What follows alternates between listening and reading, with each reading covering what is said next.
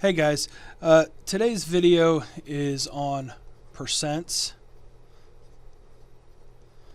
And the word percent, if you break it down into two words, we have per and then cent. Cent is the same thing we used for a penny, right? 1 cent. It's 1/100th of a dollar. Cent also is the prefix for the word century, 100 years, or centimeter, 1/100th of a meter. So this word percent literally means per 100. Okay, so when we're talking about a percentage, 79%,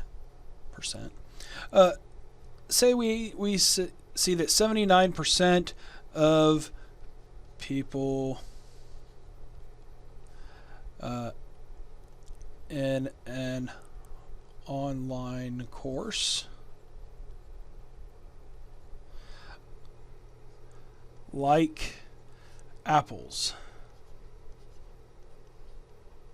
Okay, so 79% of people in an online course like apples. That means for every 100 people in the online course, 79 of them like apples.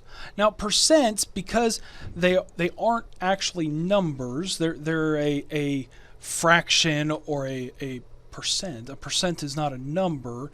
We're not saying there are 79 people in an online course that like apples. We're saying the proportion of people. So this is a proportion like any other fraction.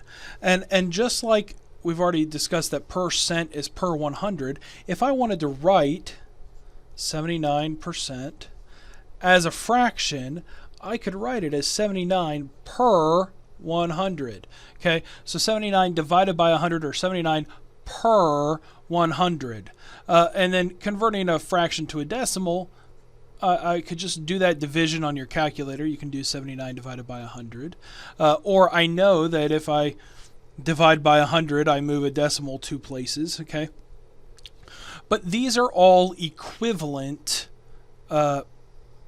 proportions, or equivalent statements here. 79% is the same thing as 79 divided by 100 is the same thing as 0.79. Okay, to go from this percent to the fraction, you just divide by 100.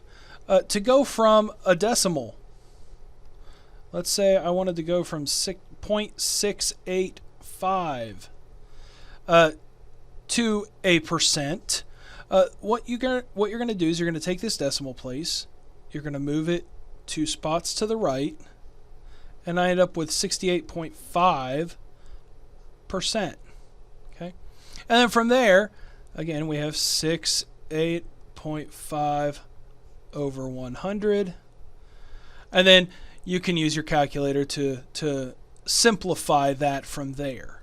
Okay, and then lastly, if we start with a fraction, anytime you start with a fraction, let's say 3/5.